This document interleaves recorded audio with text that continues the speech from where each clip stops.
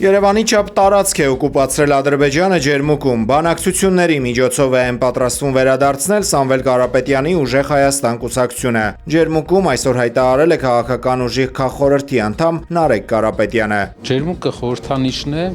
խաղաղ Հայաստանի։ Երբեք սահմանային չի եղել։ Այսօր դարձել է սահման։ Սա ցույց է տալիս մեր մարտահրավերների լրջությունը։ Տուրիստական հայկական կենտրոնը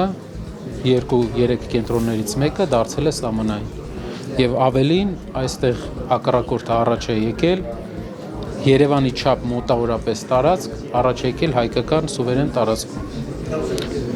սա է հենց ցուցանիշը հայկական վերջի 8 տարիների դիվանագիտական ձախողումների սխալ դիվանագիտության ջերմուկի տարածքները եւ հայկական մյուս տարածքները թե Վարդենիսում թե Կապանի շրջակայքը վերադառնան Հայաստանին դիվանագիտության միջոցով, քանի որ դրանք հայկական սուվերեն տարածքներ են։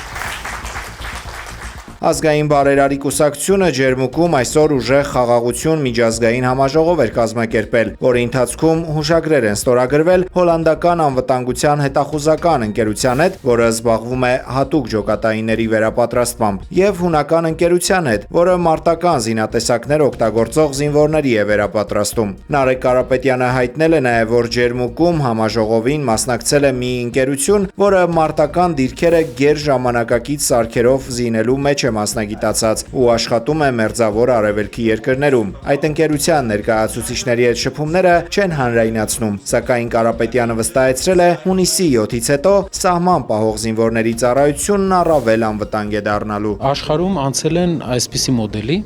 որ մասնագետների ներկայացմամբ, որ սահմանային առաջին կետերում հիմնականում տեղակայվում են տեխնիկական միջոցներ, որոնք վերահսկում են մինչև 25 կիլոմետր խորությամբ հակառակորդի կամ սահմանակցի շարժը եւ կարողանում են որոշ ժամանակ կանխարգելիչ տեղեկություն տալ, որպեսզի հիմնական ուժերը դուրս գան պաշտպանական դիրքեր։ Այսինքն, ինչպես բացատրում են մեզ մասնագետները, պոստային համակարգից աշխարհը սկսում է անցում կատարել խելացի սահմանի